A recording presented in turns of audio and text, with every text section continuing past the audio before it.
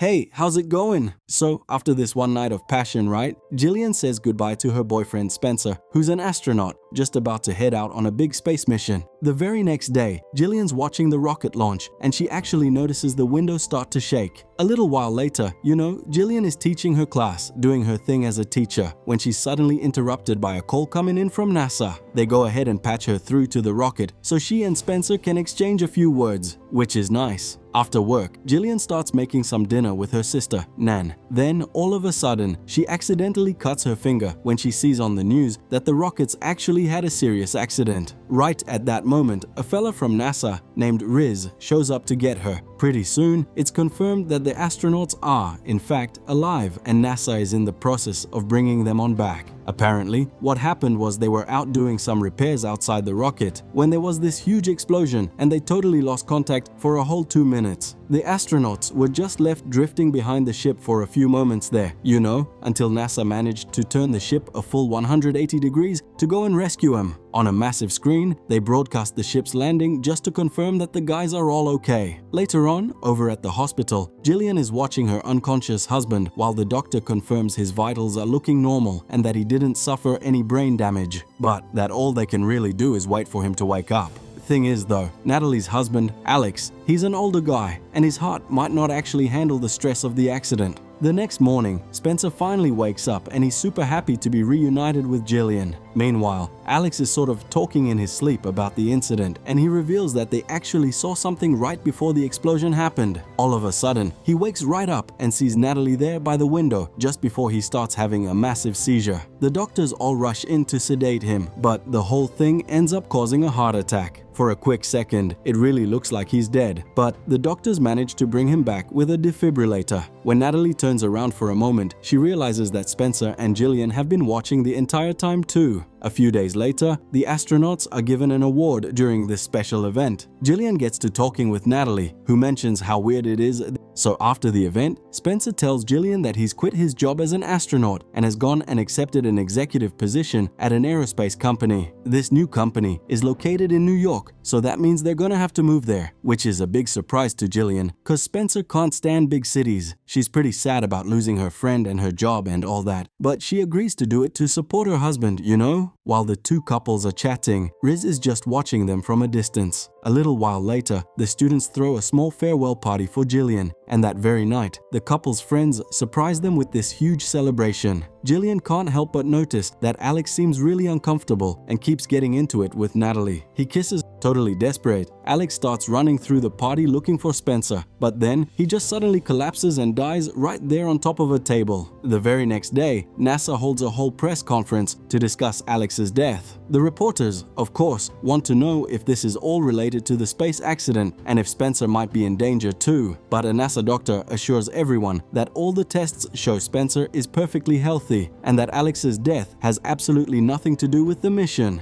During the funeral, Jillian tries her best to comfort her friend. However, Natalie keeps insisting on talking about Alex's strange behavior ever since he got back from space.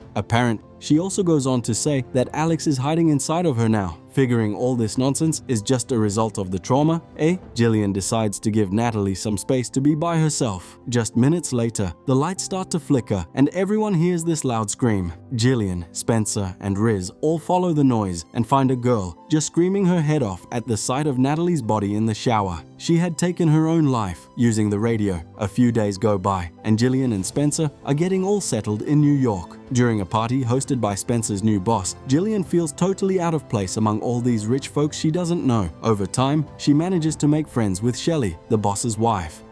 When Spencer comes over to check on her, she finally gets around to asking him about the accident. At first, he flat out refuses to answer, but Jillian keeps insisting. So he takes her somewhere private and starts describing how dark and cold it was after the explosion, While he's touching and kissing her, he says he almost died that day, but that thinking about Jillian was what helped him survive. The couple starts getting into it right there against the wall, and then they continue the moment back at home. Jillian isn't really into it because he's being super rough, which is something that's never happened before. In the middle of the night, Jillian wakes up all alone in bed. She goes looking for Spencer and finds him just listening to the radio, which is only playing static. He also says sorry for being so rough, blaming it on all the alcohol. After that, Jillian starts a new job at a school, but she just can't shake this feeling that something is seriously wrong. Spencer is coming home late all the time, and they barely even see each other anymore. A little while later, back at the school, Jillian takes a pregnancy test during her break and finds out she's pregnant. She's not exactly happy about it, though, and continues to be tormented by that same weird feeling. One night, Jillian and Spencer are having dinner with his boss, who's going on about some mysterious signals in space that humans can't hear and about building a new ship to find them. Most of the conversation is about all this technical space. When the couple finally gets a moment alone, Jillian confesses how uncomfortable she feels around all these people and mentions that Spencer doesn't even sound like himself when he talks about business stuff. He keeps asking her if she's hiding something from him, so she finally spills the beans and tells him she's pregnant, and Spencer is absolutely thrilled. The next day, they go visit an obstetrician and are pretty surprised to learn they're having twins. When Jillian has a moment alone with the doctor, she confesses that after her parents died, she used to have these hallucinations of the bodies of her dead loved ones, and sometimes even her own. Over time, she got treatment and got better, but now she's worried the pregnancy might bring it all back. The doctor reassures her, saying that everything will be just fine as long as she has supportive people around her. That night, Jillian has a dream about Natalie's death, but in the dream, she sees her own body in the shower. Spencer wakes her up and comforts her, giving her a bath. He tells her the twins will be as beautiful as their mom and pilots just like their dad. From then on, Jillian starts going to these support group meetings for women who are expecting twins. All of them mention how their husbands make absolutely no effort to understand what they're going through. Back at home, Jillian often checks the radio just to make sure it's playing music and not static, which helps calm her down a bit. A few months later, at a baby store, Jillian gets approached. He explains that he's been looking over Spencer's files and has noticed some odd things, like the fact that his signature has changed and the numbers on his new medical exams don't quite match up with the ones from before the trip. Jillian asks if NASA sent him, and Riz eventually admits he got fired because the company thought he'd lost his mind, eh?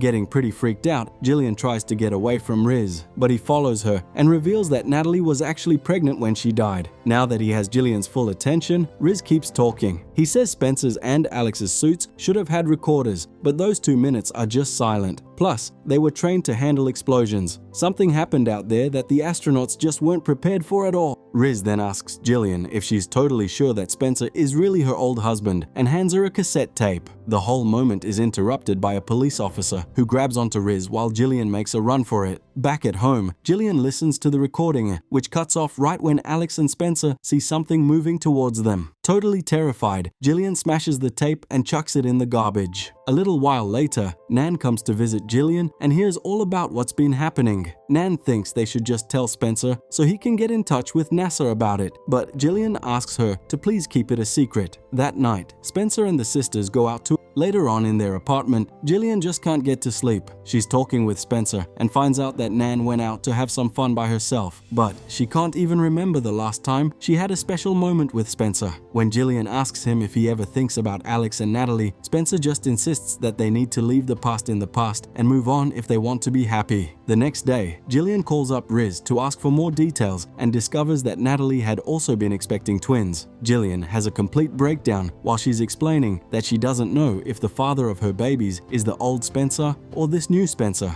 Riz doesn't want to talk too much over the phone, so they make plans to meet up. When Jillian gets out of the subway station, the guys talk for a little bit and then Spencer basically drags Riz into the nearest coffee shop.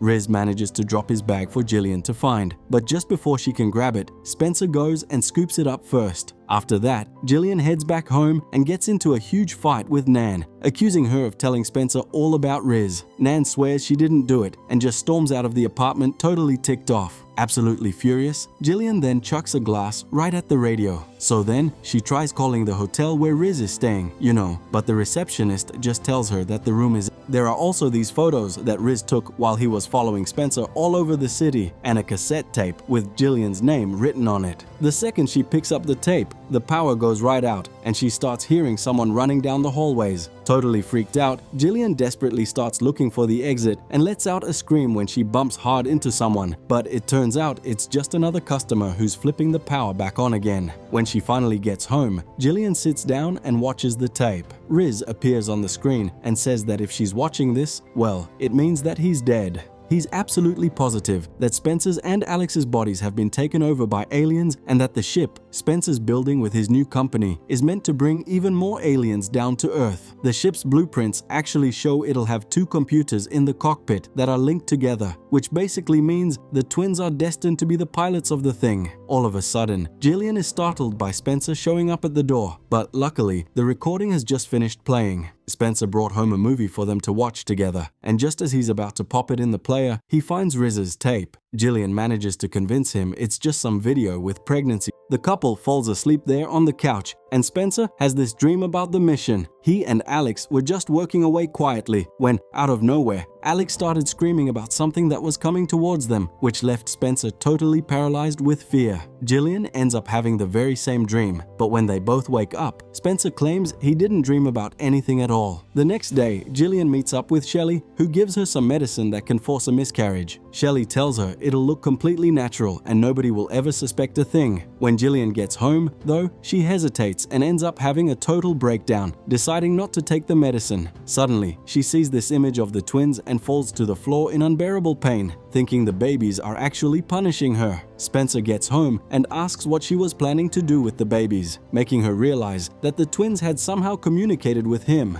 Jillian tries to explain she wasn't going to do anything, but Spencer just hauls off and slaps her. Terrified, Jillian tries to run away, but Spencer blocks her path, begging her to just talk about it with him. At that exact moment, she feels another sharp pain in her stomach, a pain so intense it makes her tumble right down the stairs. A little while later, Jillian wakes up in an operating room and sees Spencer for just a second before she passes out again. The next time she wakes up, she's in a hospital room and Spencer tells her to just be quiet. He says the babies are fine, so for now, they're just going to forget all about the abortion pills. Later on, when Nan comes to visit her, Jillian tries to tell her that something is seriously wrong and that Spencer is somehow inside her, but she falls asleep right in the middle of the conversation. That night, Spencer reminds Jillian that if the doctors hear about her dark thoughts, they're going to have her committed for sure. He keeps touching her belly and saying that he's in there because they are all one being. Later, back at the house, Nan finds Spencer going through Riz's bag and starts to get suspicious, but he just attacks her.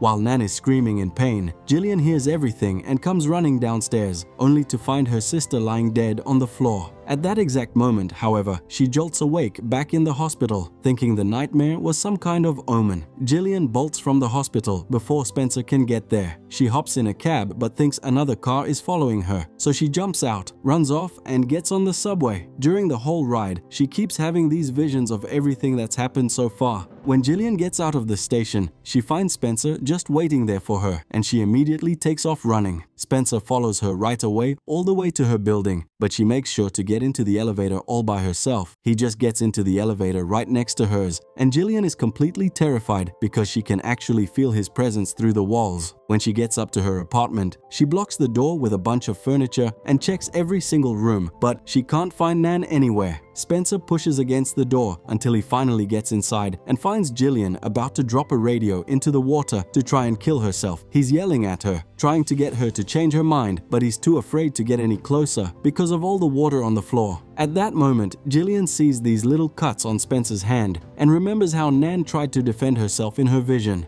This confirms for her that he really did kill her sister. When she confronts him about it, the man finally confesses that he killed the real Spencer and Nan, before announcing that he's actually living inside Jillian's womb. Using this power that connects him to the twins, he starts pulling Jillian closer to him against her will. Suddenly, a ton of water starts pouring down from the ceiling, cause Jillian had turned on all the taps in the apartment. Since she's sitting on a little stool, all she has to do is lift up her feet before she finally turns on the radio, electrocuting Spencer as all the light bulbs explode above them. The alien creature leaves Spencer's body and enters Jillian's right through her eyes, forcing her to switch off the radio just as Spencer's body falls to the floor, dead. A few years go by, and Jillian is now married to another pilot and is living under a new name out in the suburbs. The twins are healthy and they go to school just like normal kids, but there's something definitely dark about them, you know? Jillian says that they're going to be pilots just like their father, and when her new husband tries to say that he's their stepfather, she corrects him, saying that he's their father now. And that's how The Astronaut's Wife, the 1999 sci-fi drama, comes to an end. And I'll catch you in the next video.